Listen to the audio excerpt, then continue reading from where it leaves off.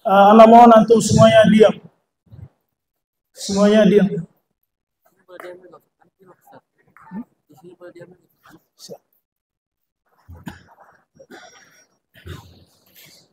Assalamualaikum warahmatullahi wabarakatuh.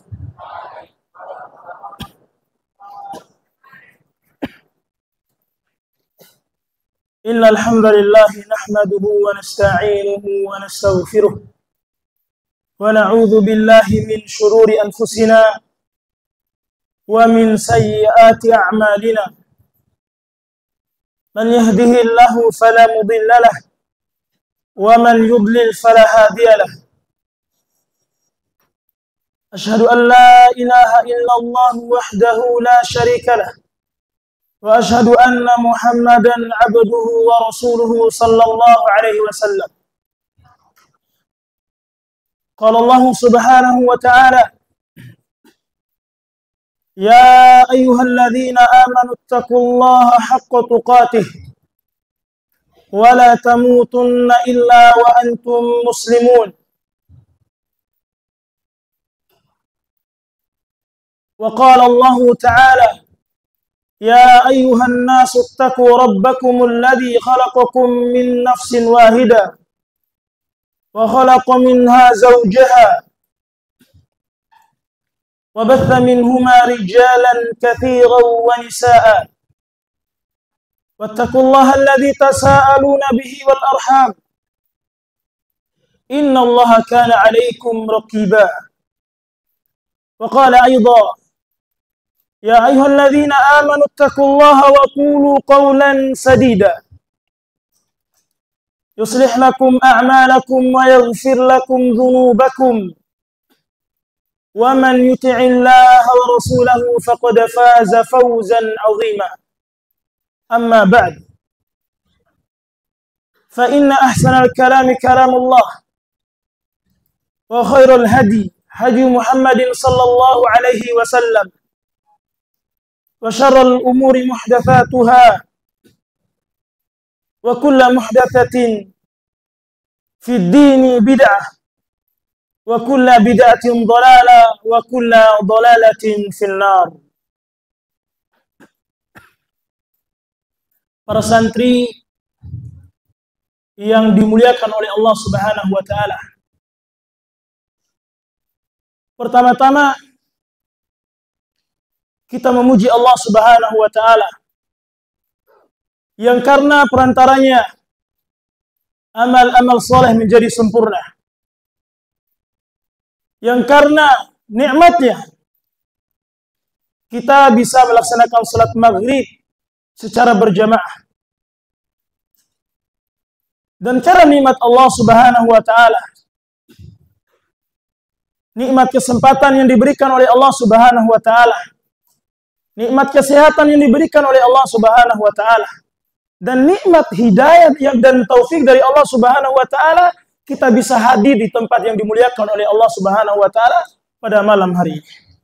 Yang mana hadirnya kita di sini teman-teman semuanya, yaitu untuk mengkaji kitab-kitab Allah Subhanahu wa taala, untuk mengkaji hadis-hadis Nabi sallallahu alaihi wasallam.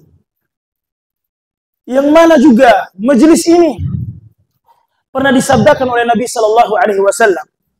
Di dalam sebuah hadis Nabi sallallahu alaihi wasallam bersabda, "Majtama'a qaumun fi baitin min buyutillah yatluna kitab Allah." Tidaklah berkumpul suatu kaum di dalam salah satu rumah-rumah Allah Subhanahu wa taala. Yatluna kitab Allah, kecuali mereka di dalamnya mempelajari kitab Allah Subhanahu wa taala. Mempelajari Al-Qur'an dan Al-Hadis dan As-Sunnah. Wa yatadarasunahu bainahum. Dan mereka tidak hanya membaca kitab tersebut, tidak hanya membuka lembaran-lembaran Al-Qur'an tersebut, tidak hanya untuk memahami untuk dirinya sendiri, melainkan mereka saling mengajarkan satu sama lainnya. Dan keutamaan yang akan didapatkan oleh orang tersebut, kata Nabi sallallahu alaihi wasallam, illa nazzalat alaihimus sakinah. kecuali akan turun ketenangan dari Allah Subhanahu wa taala. Untuk kita semua yang hadir di majelis ini, yang mana pada hari ini ana sebagai pembicara di depan antum semuanya berusaha belajar memahamkan antum semua, dan saya juga mencoba untuk memahami apa yang menjadi penyampaian saya. Kemudian antum semua juga hadir di sini untuk belajar memahami apa yang menjadi penyampaian sang pembicara. Maka kata Nabi SAW, illa nazalat alaihimus sakinah. Ketenangan akan turun kepada mereka. Maka tentu ketenangan yang mana lagi yang akan kita inginkan, melainkan ketenangan dari Allah Subhanahu wa taala. Kemudian keutamaan selanjutnya kata Nabi sallallahu alaihi wasallam, wa ghasyatumur rahmah. Ini rahmat Allah, kasih sayang Allah yang senantiasa kita harapkan akan turun di tengah-tengah kalian teman-teman semuanya. Akan turun di tengah-tengah kita. Maka rahmat Allah Subhanahu wa taala tentu ketika ditanyakan kepada seluruh makhluk di muka bumi ini, tatkala mereka ditanyakan apakah engkau menginginkan rahmat Allah, tentu semuanya ingin mendapatkan rahmat Allah Subhanahu wa taala. Bahkan orang zalim, orang kafir, lebih-lebih orang yang beriman, orang munafik, mereka ingin mendapatkan rahmat Allah Subhanahu wa taala. Dan rahmat ini teman-teman semuanya, tentu seseorang tidak akan masuk surga hanya dengan amal ibadahnya saja. Seberapa lama pun dia sujud, seberapa lama pun dia membaca Al-Quran, mengkaji kitab-kitab Allah Subhanahu wa taala, akan tetapi tatkala dia belum mendapatkan rahmat Allah Subhanahu wa taala, dia tidak akan pernah masuk ke dalam surga Allah Subhanahu wa taala. Kemudian keutamaan selanjutnya yang dijanjikan oleh Rasulullah sallallahu alaihi wasallam oleh orang yang hadir di majelis tersebut, wa khaffathumul malaikah. Kemudian para malaikat hadir untuk membentangkan sayapnya untuk para talibul ilm, antum yang hadir semuanya di sini. Kemudian keutamaan selanjutnya, wa dzakarahumullahu fi man indah. Dan tentu keutamaan ini juga, nikmat ini juga nikmat yang besar. Yang mana Allah Subhanahu wa taala menyebut satu persatu nama kita yang hadir di majelis ini di hadapan siapa? Di hadapan malaikat yang mulia. Makhluk Allah yang paling mulia itu para malaikat. Allah menyebut satu persatu, fulan ibnu fulan telah hadir di majelis ilmu, yang mana pembahasan majelis ilmu tersebut pembahasannya tentang bla bla. Pembahasannya adalah tentang keutamaan menasihati kaum muslimin. Pembahasannya misalnya keutamaan mempelajari akidah, keutamaan sholat sunnah. Allah Subhanahu wa taala sebut satu persatu nama-nama kita di hadapan para makhluknya yang mulia. Kemudian selawat serta salam semoga tercurahkan kepada Nabi kita yang mulia, Nabi Muhammad sallallahu alaihi wasallam,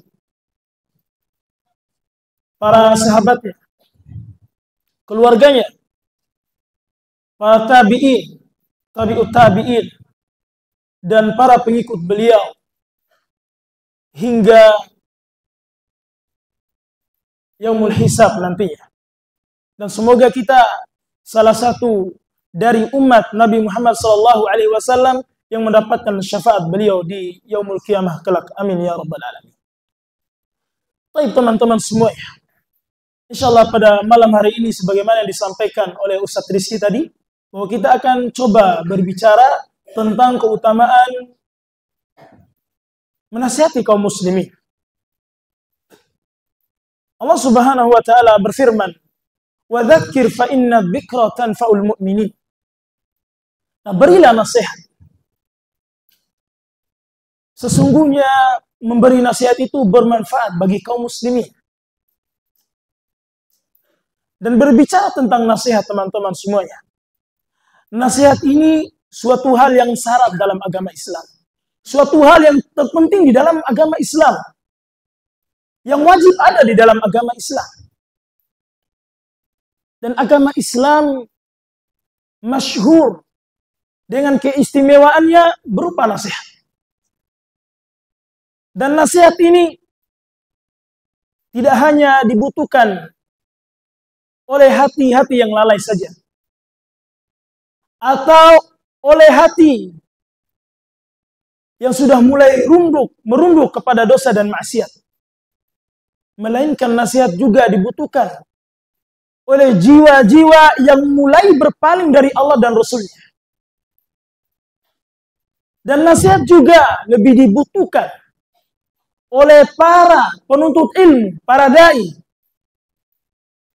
Lebih dibutuhkan oleh orang yang telah mendapatkan hidayah dari Allah Subhanahu wa taala dan taufik dari Allah Subhanahu wa taala, agar mereka senantiasa berada di atas keistiqomahan tersebut. Agar mereka senantiasa berada di atas hidayah tersebut. Serta agar mereka senantiasa meningkatkan ketakwaan mereka kepada Allah Subhanahu wa taala. Dengan nasihat ini, teman-teman. Dan nasihat juga suatu hal yang sangat ditekankan dalam agama Islam. Sebagaimana Allah Subhanahu wa taala berfirman, yang mana surat ini mungkin kita sering membacanya di dalam salat-salat sunnah kita. Bahkan sesekali kita membaca dalam salat wajib kita. Allah Subhanahu wa taala berfirman, wal 'asr. Lihat, Allah Subhanahu wa taala bersumpah. Demi masa, demi waktu, Allah Subhanahu wa taala bersumpah. Innal insana lafi khusr. Sesungguhnya manusia berada dalam kerugian. Illal ladzina amanu wa 'amilus shalihat. Kecuali orang-orang yang beriman dan beramal saleh. Wa tawasau bil haqqi wa tawasau bis sabr. Kecuali orang-orang yang beriman, beramal saleh, dan mereka yang senantiasa menasihati di atas kebenaran dan kesabaran. Dan teman-teman semuanya, Nabi SAW juga mengkategorikan nasihat ini termasuk dari 6 hal yang sangat, atau termasuk 6 hal, salah satu dari hak seorang muslim. Beliau sallallahu alaihi wasallam bersabda, hakul muslimi 'alal muslimi sittun. Hak seorang muslim atas muslim lainnya ada 6. Qila, para sahabat bertanya, ma hunna ya Rasulullah? Apa itu wahai Rasulullah? Qala, maka Rasulullah sallallahu alaihi wasallam bersabda, idza laqitahu fasallim alaihi. Apabila engkau bertemu dengan saudaramu, maka engkau mengucapkan salam kepadanya, dan yang orang diucapkan salam kepadanya menjawab salam tersebut. Dan tentu teman-teman semuanya jangan anggap remeh masalah ini. Karena mungkin banyak dari kita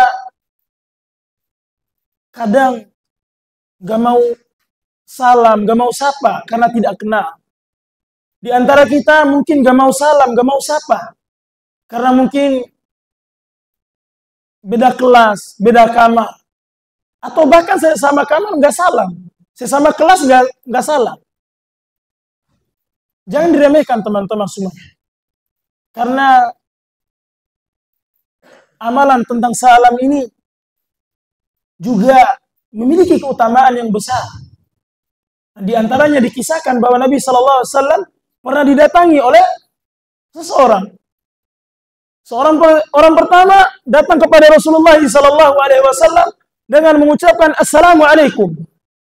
Maka Rasulullah SAW menjawab salam tersebut. Kemudian beliau mengatakan dia mendapatkan 10 kebaikan. Kemudian orang selanjutnya datang. Assalamualaikum warahmatullah. Maka Nabi SAW menjawab salam tersebut. Kemudian beliau bersabda, dia mendapatkan 20 kebaikan. Kemudian yang lainnya datang, Assalamualaikum warahmatullahi wabarakatuh. Maka Nabi Shallallahu Alaihi Wasallam menjawab salam tersebut, kemudian bersabda, dia mendapatkan 30 kebaikan. Dan teman-teman semuanya, salam juga memiliki adab dan memiliki ketentuan. Dan di antara ketentuannya, salam diucapkan oleh orang kecil terhadap orang yang besar. Kemudian orang yang berjalan kepada orang yang duduk. Yang berkendara kepada yang berjalan. Dan tentu antum saat berjalan melihat teman antum duduk, salam. Antum mau pakai salam, assalamualaikum, antum akan mendapatkan 10 kebaikan, 10 pahala. Antum mengucapkan assalamualaikum warahmatullahi, antum mendapatkan 20 kebaikan. Nggak ada ruginya. Hanya 3 kalimat yang antum ucapkan, akan tetapi ganjarannya besar sekali dari Allah. Tapi banyak di antara kita meremehkan hal tersebut, teman-teman semuanya. Kemudian yang selanjutnya, kata Nabi Shallallahu Alaihi Wasallam, wa idza da'aka fa'ajibhu.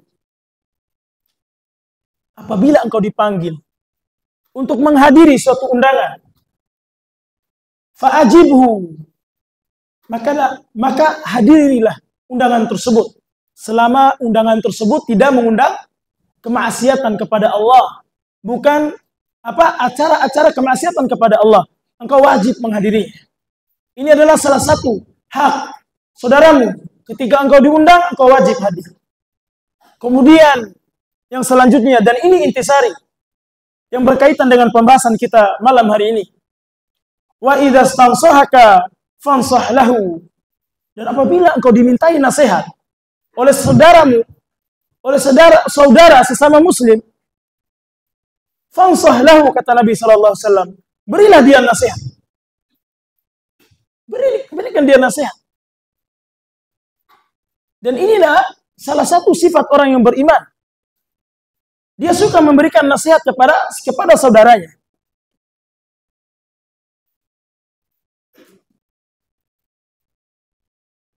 Dan tentu dalam memberikan nasihat, kita tidak hanya menunggu teman kita meminta dinasihati, tidak.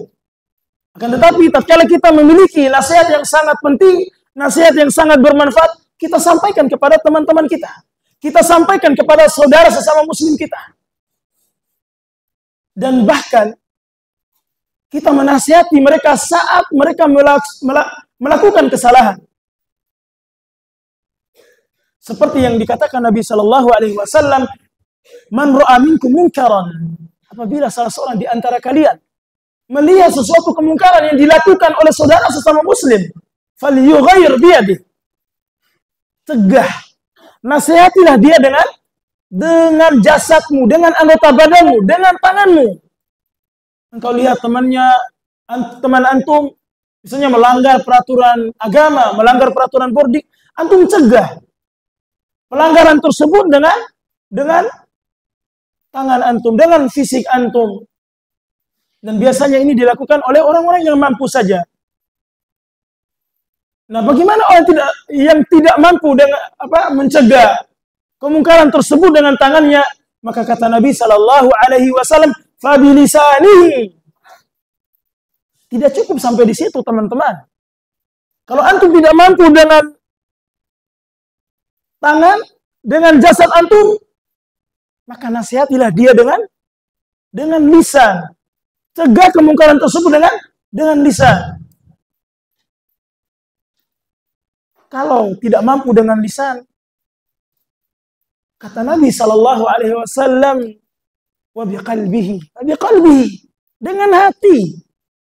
Nah, bagaimana cara mencegahnya dengan hati? Yaitu kita meyakini bahwa perbuatan mungkar tersebut tidak boleh dilakukan oleh diri kita dan tidak boleh dilakukan oleh orang lain. Dan dengan hati selemah-lemahnya iman. Kemudian Nabi Shallallahu Alaihi Wasallam bersabda, wa idza aqsa fahamidallah fasammithu. Apabila dia bersin, kemudian dia mengucapkan alhamdulillah, maka yang mendengarkannya menjawabnya, mendoakannya. yarhamukallah, dan tentu ini sudah diajarkan kepada antum semuanya. Kemudian yang bersin menjawab, yahdikumullah wa yuslihu balakum. Dan tentu semua dalam ajaran Islam sudah diajarkan, teman-teman. Semua sudah diajarkan. Dan semua memiliki ganjaran dari Allah Subhanahu wa taala, pahala dari Allah Subhanahu wa taala. Kemudian yang selanjutnya, wa idza marida fa'udhu. Apabila temanmu sakit, saudara sesama muslimmu sakit, maka jenguklah dia. Jenguk dia. Dengan apa? Dengan berharap antum memberikan nasihat kepadanya, memberi semangat kepadanya, agar dia semangat untuk hidup, agar dia semangat untuk kembali sehat. Dan kadang kita kaum muslimin, teman-teman semuanya, melihat saudara kita sakit misalnya di kamar, kadang kita acuh tak acuh. Kita tak mau melihatnya. Kita meremehkan dia, kita bilang cengeng dan segalanya. Nah, ini bukan sifat seorang muslim. Dan ini bukan sifat orang yang beriman. Ini bukan sifat talibul ilm. Sikap talibul ilm, tatkala melihat saudaranya tertimpa musibah, dia memberi semangat kepadanya. Dan tentu teman-teman, keutamaan menjenguk orang sakit ini sangat besar. Dia mendapatkan pahala karena sudah memberikan semangat kepada saudaranya. Kemudian dia didoakan oleh ribuan malaikat. Didoakan oleh ribuan malaikat. Kemudian yang selanjutnya, wa idza mata fattabi'hu. Apabila dia meninggal, saudara sesama muslim meninggal, maka engkau mengantar jenazahnya. Dan mengantar jenazah juga itu memiliki keutamaan yang besar. Yang mana hadisnya sudah antum hafal dan sudah antum pelajari. Yang disampaikan oleh setiap pekan, yaitu di hari Sabtu. Itu hadisnya kata Nabi sallallahu alaihi wasallam, "Man syahidal janazata hatta yusalla 'alaiha falahu qiratun."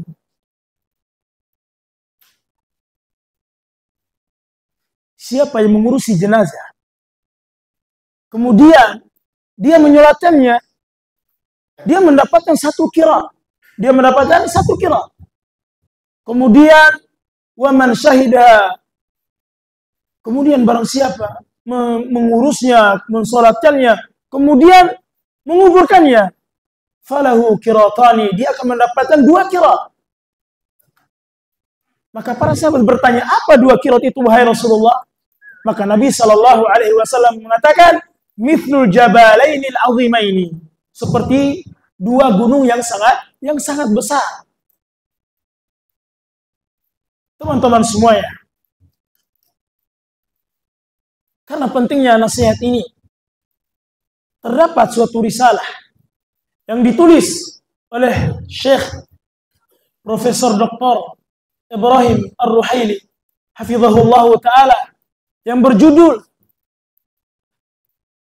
Fadlul Nushi lil Muslimin, yaitu keutamaan menasihati kaum muslimin. Bahkan beliau menulis risalah seperti ini, dan risalah ini ditujukan untuk seluruh kaum muslimin secara umum, dan lebih khusus untuk para penuntut ilmu, para dai, yang mana risalah ini menjadi tumpuan bagi mereka, menjadi pegangan bagi mereka, agar mereka senantiasa bersemangat dalam menghadapi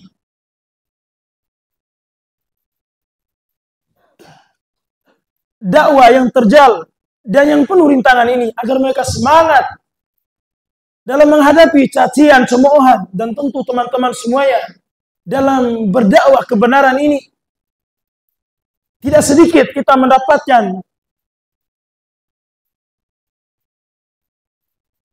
cemoohan, kita mendapatkan kata-kata yang sangat kasar yang dilontarkan oleh sebagian lisan yang tidak bertanggung jawab. Bahkan Nabi SAW sendiri dikatakan kahin, sa'ir, majnun, beliau dikatakan penyair, beliau dikatakan tukang sihir, beliau dikatakan majnun, beliau dikatakan orang gila untuk mendakwakan tauhid, mendakwakan kebenaran. Dan adalah risalah ini agar apa? Agar para dai dan khususnya antum para talibul ilm bersemangat untuk menyampaikan kepada umat ini di atas kebenaran. Dan poin pertama yang ditulis oleh beliau dicatat, poin pertama yang ditulis oleh Syekh Profesor Dr. Ibrahim Ar-Ruhaili hafizahullah taala, yaitu nasihat adalah perangai keimanan. Nasihat adalah perangai keimanan. Terlihat jelas bahwa orang-orang yang beriman, orang-orang yang bertakwa kepada Allah Subhanahu wa taala, mereka menyukai menasihati dan mereka menyukai dinasihati. Sebagaimana yang apa? Yang dijelaskan dalam surat Al-Asr tadi, dan sebaliknya orang-orang kafir, orang-orang zalim, mereka benci terhadap nasihat, tidak suka dinasihati. Dan Allah Subhanahu wa taala berfirman menghikayatkan perkataan Nabi Saleh kepada kaumnya alaihi salam, "Wa nasahtu lakum walakin la tuhibbun nasihin."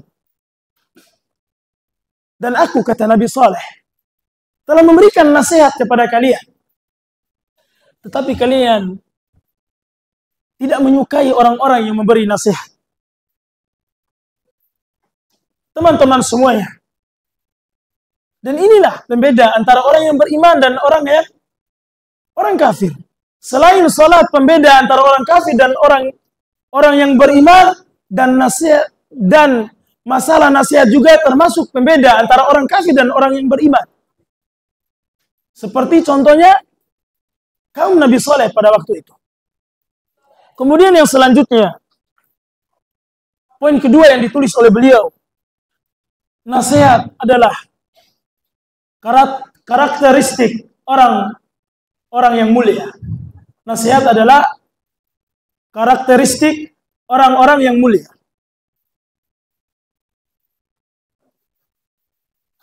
Nasihat ini merupakan bukti dari sebuah kejujuran. Merupakan sebuah bukti dari ketulusan. Merupakan sebuah bukti dari cinta dan kasih sayang kepada sesama kaum muslimin. Karena seorang muslim, ketika dia mengetahui sebuah kebaikan, tentu dia ingin saudaranya juga mengetahui kebaikan tersebut dan saudaranya mengerjakan kebaikan tersebut. Sabda Nabi sallallahu alaihi wasallam, "La yu'minu ahadukum hatta yuhibba li akhihi ma yuhibbu li nafsihi." Tidaklah beriman salah seorang di antara kalian dengan keimanan sempurna sampai dia mencintai saudaranya seperti dia mencintai dirinya sendiri. Kemudian poin selanjutnya, fitrah orang beriman menyukai nasihat. Fitrah orang yang beriman menyukai nasihat.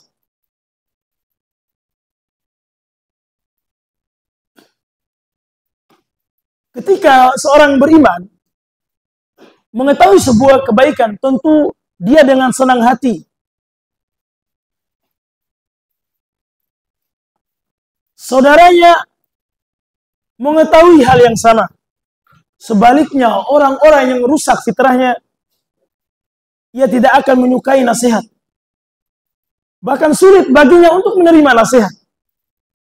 Sehingga kewajiban kita hanya menyampaikan nasihat tersebut dan tidak mengulangi kembali nasihat tersebut. Sebagaimana Allah Subhanahu wa taala berfirman, "Fadzakir inna fa'atidz dzikra." Fadzakir inna fa'atidz dzikra. Oleh sebab itu, berikanlah nasihat, berikanlah peringatan jika peringatan itu bermanfaat. Nah, sebagian ulama menafsirkan in di sini dengan syartiyah, dan ini termasuk dituliskan oleh Syekh Shalih Al-Utsaimin rahimahullahu taala dalam kitab Tafsir Juz Amma halaman 164, beliau menulis maknanya adalah berikanlah manfaat atau berikanlah peringatan jika peringatan itu bermanfaat. Nah, jika peringatan itu, jika nasihat itu tidak bermanfaat bagi orang tersebut, maka jangan berikan kembali manfaat tersebut. Jangan berikan kembali nasihat tersebut. Namun sejatinya yang memberi nasihat akan mendapatkan manfaat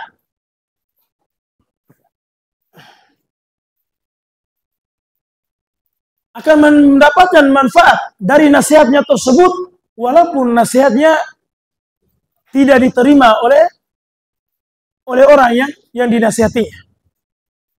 Di antara manfaatnya apa? Yang pertama, dia mendapatkan pahala dari Allah Subhanahu wa taala. Yang kedua, Pak, dia selain menasihati orang lain, dia juga, Pak, dia menasihati dirinya sendiri. Kemudian poin selanjutnya, nasihat merupakan lambang dari kasih sayang.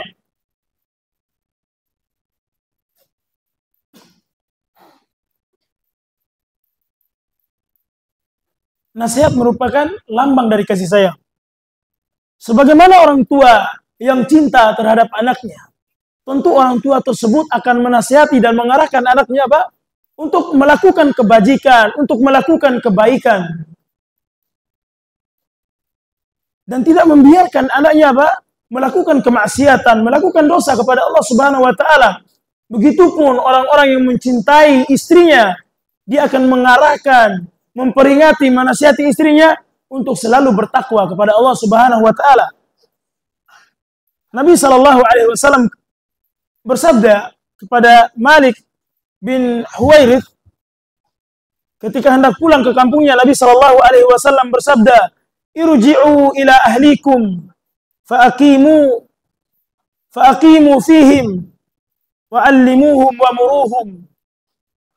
Kembalilah kepada keluarga kalian dan tinggallah bersama mereka dan ajarilah mereka dan perintahkanlah mereka untuk beribadah kepada Allah Subhanahu wa taala. Kemudian poin selanjutnya,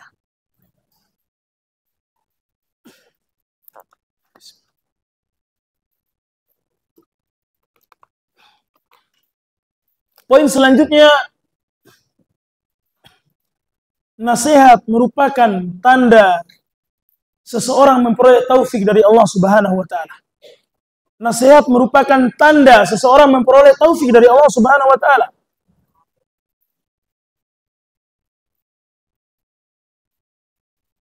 Di antara tanda-tanda seseorang mendapatkan taufik adalah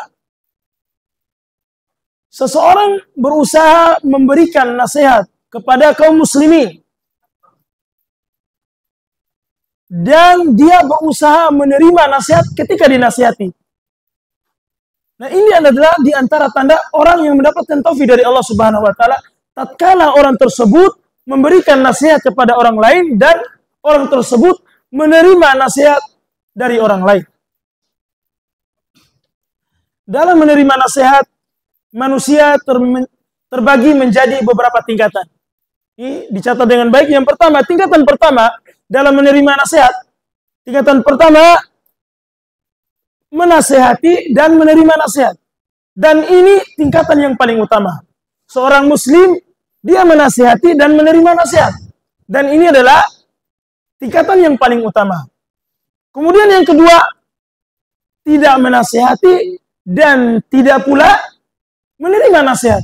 Dan ini adalah tingkatan yang paling buruk. Yang kedua ini adalah tingkatan yang paling buruk. Dia bodoh, tapi dia tidak mau menerima nasihat. Dia tidak memberikan manfaat kepada orang lain dan tidak mau menerima manfaat dari orang lain. Dan ini tingkatan yang paling buruk. Kemudian yang ketiga, tingkatan ketiga,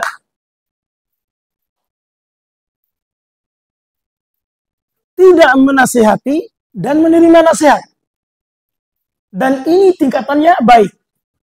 Karena kenapa? Mungkin saja orang yang tidak mau menasihati orang lain mungkin karena keterbatasannya atas ilmunya. Dan dia menerima nasihat orang lain. Dan tentu ini juga baik. Kemudian tingkatan yang keempat, yaitu tingkatan orang-orang sombong. Menasihati dan tidak menerima nasihat. Menasihati tapi tidak menerima nasihat. Maka orang seperti ini, apa? Kata Nabi Shallallahu Alaihi Wasallam,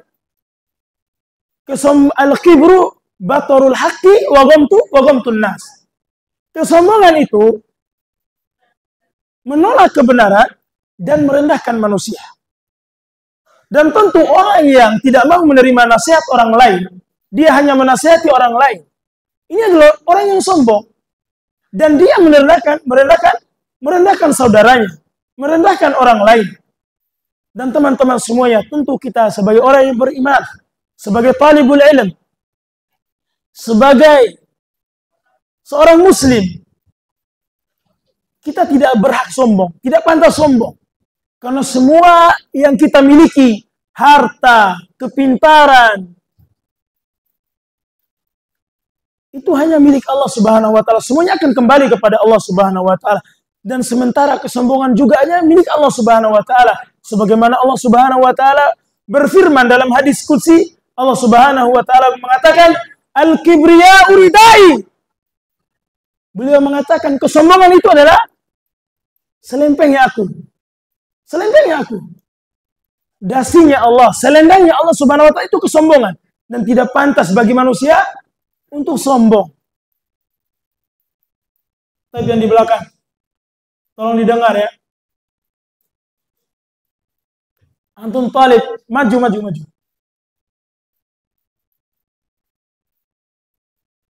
Antum yang SMA harus mengasih contoh nih ke adik-adik antum.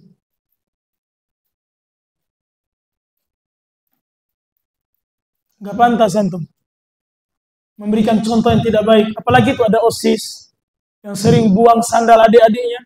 Mana contoh itu antum kasih? Antum catat, teman-teman antum terlambat, kasih contoh itu teman-teman. Jangan hanya menjadi bumerang. Ini antum termasuk orang yang apa? Yang menasihati orang tapi tidak mau menerima nasihat. Hati-hati. Jangan sampai.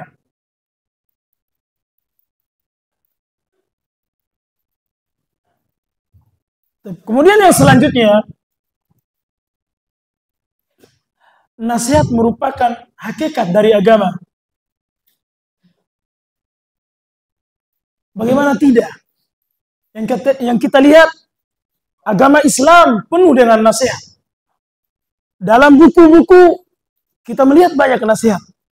Dan kajian pun kita sekarang ini adalah bentuk nasihat. Salah satu dari nasihat dalam agama Islam. Ketika sholat Jumat, kita mendapatkan nasihat.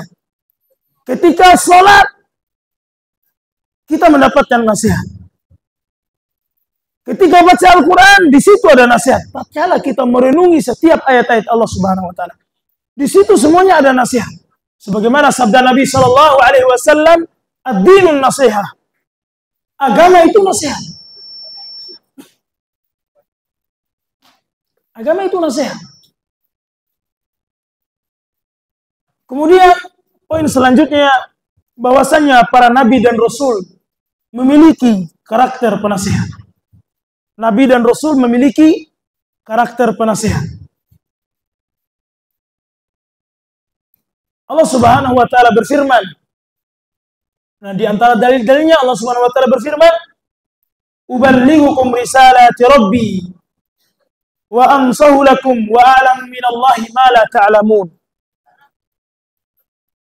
Yang Nabi Nuh alaihi salatu wassalam mengatakan kepada kaumnya, "Aku sampaikan kepadamu amanat Rabbku dan aku memberi nasihat kepadamu dan aku mengetahui dari Allah Subhanahu wa taala apa yang tidak kalian ketahui."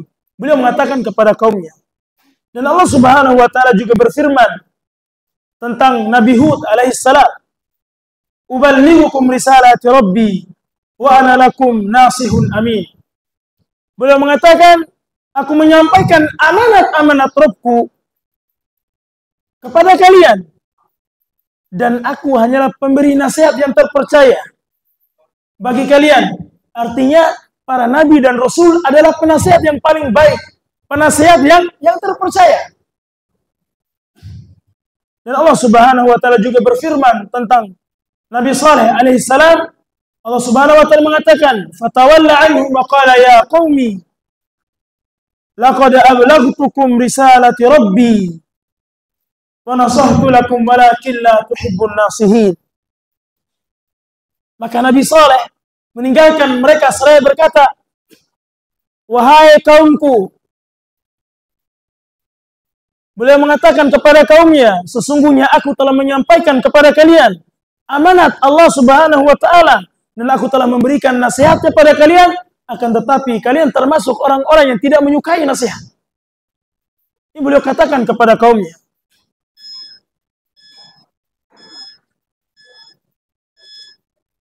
Udah masuk Pak Ustaz?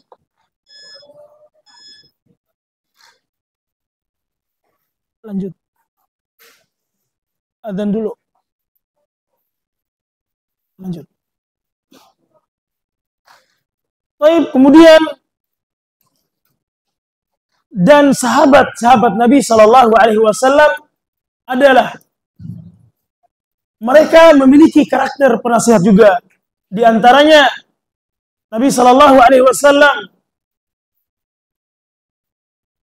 tatkala para sahabat datang membaiat kepada beliau, maka Rasulullah Sallallahu Alaihi Wasallam menasihati mereka. Bayatu Rasulullah Sallallahu Alaihi Wasallam ala iqamis salah wa ita'iz zakah wa nushil kulli muslimin.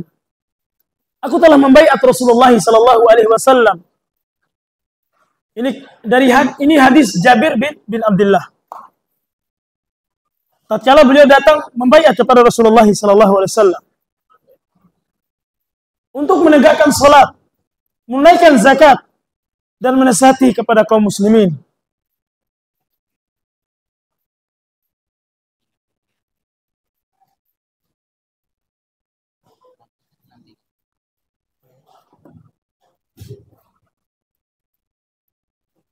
Kemudian di antara dalilnya juga dari Al-Mughirah bin Syu'bah radhiyallahu anhu, beliau berkata, "Inni ataitun Nabiyya sallallahu alaihi wasallam qultu ubayyuka 'ala al-Islam." Maka tatkala Al-Mughirah bin Syu'bah datang kepada Nabi sallallahu alaihi wasallam ingin berbaiat untuk Islam,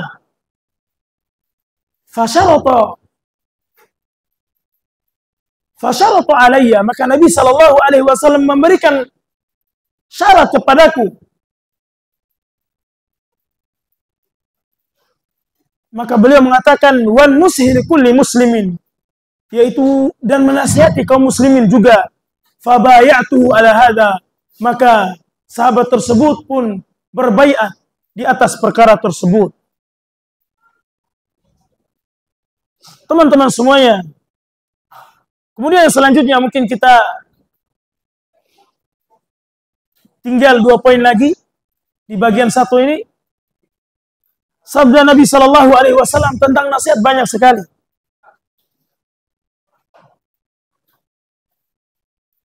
Di antaranya, beliau Sallallahu Alaihi Wasallam menafsirkan agama dengan nasihat. Karena nasihat ini mencakup agama. Nabi Sallallahu Alaihi Wasallam bersabda, ad-dinun nasihat. Agama itu adalah nasihat.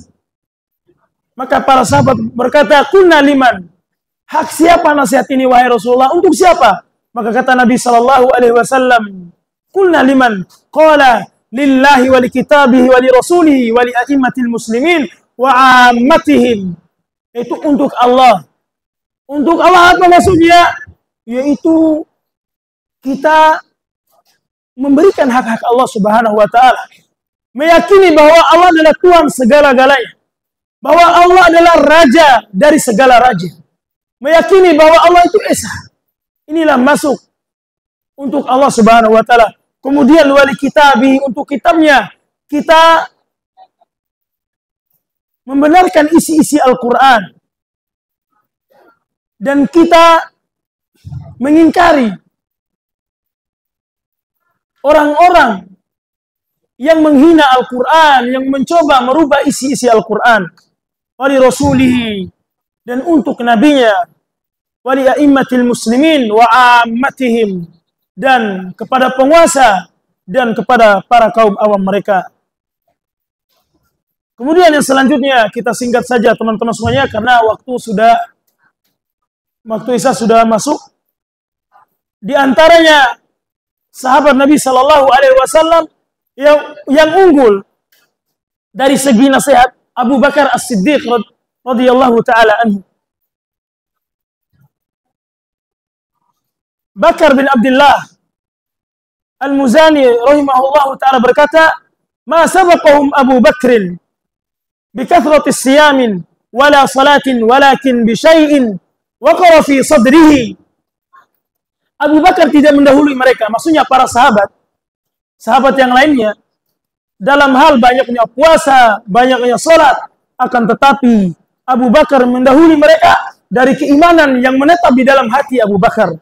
Sebagian ulama menjelaskan perkataan di atas dengan mengatakan alladzi waqara fi sadrihi huwa hubbullahi wan nasihati li khalqihi.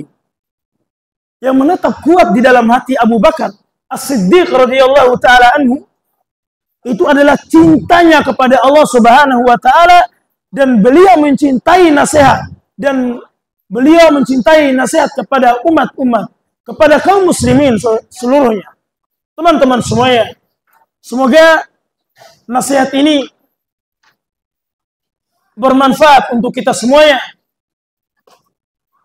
dan dapat kita sampaikan kepada saudara kita yang membutuhkan nasihat.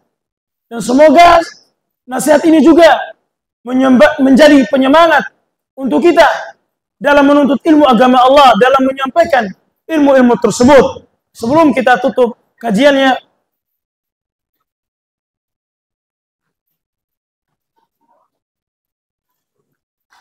insyaallah ada khabar, ada info penting yang harus Anda sampaikan dari kepala boarding.